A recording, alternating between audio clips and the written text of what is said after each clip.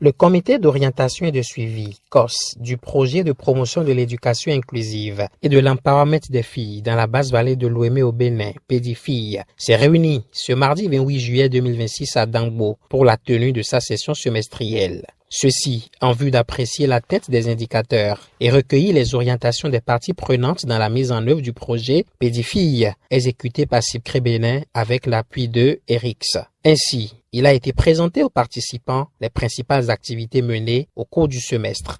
À mi-parcours de la mise en œuvre de ce projet, qui finit en 2027, nous avons eu à réaliser au cours du semestre des activités qui nous ont permis de constater par rapport à l'atteinte des indicateurs ce qui se fait déjà sur le terrain.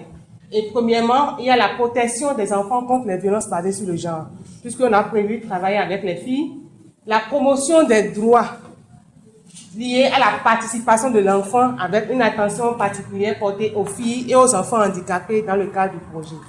Et également la scolarisation des enfants déscolarisés complètement ou jamais scolarisés qui sont à la maison. Au niveau institutionnel, il y a des acteurs qui témoignent aujourd'hui de leur engagement à travers ce qui se fait au niveau du système formel. Il y a le renforcement des capacités des enseignants sur les pratiques éducatives en inclusion scolaire et aussi sur les tours d'apprentissage pour permettre aux enseignants en situation de classe de mieux accompagner les enfants handicapés. Nous avons aussi l'accompagnement du gouvernement à travers les équipes médicales qui sont déployées sur le terrain pour pouvoir faire des activités de diagnostic auprès des enfants, des écoliers dans quelques écoles pilotes identifiées. Et au niveau communautaire, on a remarqué l'ancrage des actions au niveau des relais communautaires ASCQ par rapport à ce qui se fait déjà.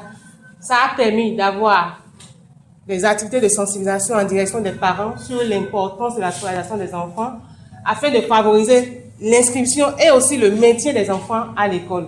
Il y a des sensibilisations qui sont faites sur les facteurs de risque qui ont permis aux parents de détecter aujourd'hui des cas pour aller très tôt vers les centres de santé afin que ces enfants puissent bénéficier d'une prise en charge. Donc, par rapport à ces avancées, nous pouvons dire qu'il y a un environnement favorable aujourd'hui à la jouissance des droits.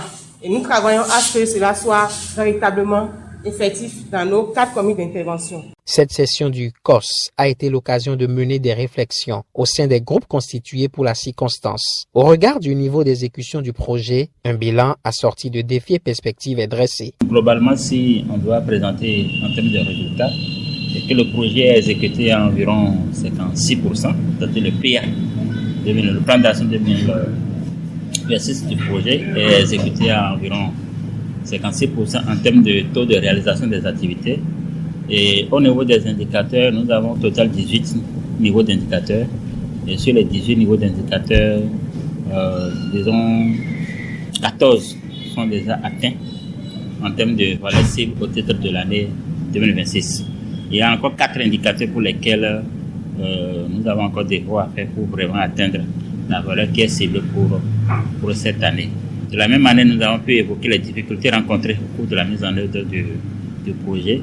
Et cette difficulté s'exprime en termes de prise en compte des enfants des centres d'éducation communautaire dans les cantines gouvernementales, le manque de ressources, mais le fait que les parents n'arrivent pas à contribuer comme cela se doit pour que les enfants aient accès aux cantines gouvernementales. Nous avons également certaines dispositions qui sont prévues dans l'accord de partenariat que nous avons avec les mairies qui ne sont pas encore totalement remplies. Il y a d'autres difficultés au niveau national et qui sont relatives à la mise en place et au fonctionnement du SIGE. Donc nous avons évoqué toutes ces difficultés et essayer de trouver des pistes de solution à ces difficultés.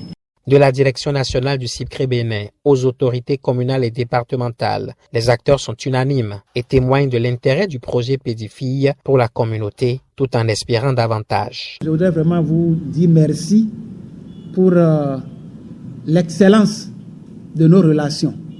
Le CIPCRE Bénin et vos organisations, vos structures respectives, nous sommes toujours flattés de l'accueil que nous avons à divers niveaux.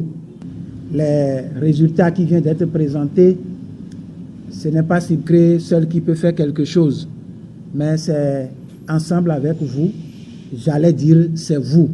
Et nous venons vous accompagner dans vos secteurs respectifs où vous jouez le rôle régalien. Donc merci simplement. Si je dois ajouter quelque chose, c'est juste prendre l'engagement que les recommandations qui ont été formulées à la suite, donc à l'issue de cette session, que nous, au niveau de l'administration de chaque mairie, que nous puissions jouer la partition qui est la nôtre pour que ces recommandations-là soient mises en œuvre. Les recommandations formulées aujourd'hui tracent une feuille de route claire. Renforcer le suivi des filles et enfants handicapés bénéficiaires pour éviter les abandons. Capitaliser les bonnes pratiques pour les mettre à l'échelle. Mobiliser davantage de ressources pour pérenniser les acquis. Je m'engage, au nom de Madame le Préfet du département de l'Ouémé, Dr Marie Akotroso, à veiller à la mise en œuvre diligente de ces décisions.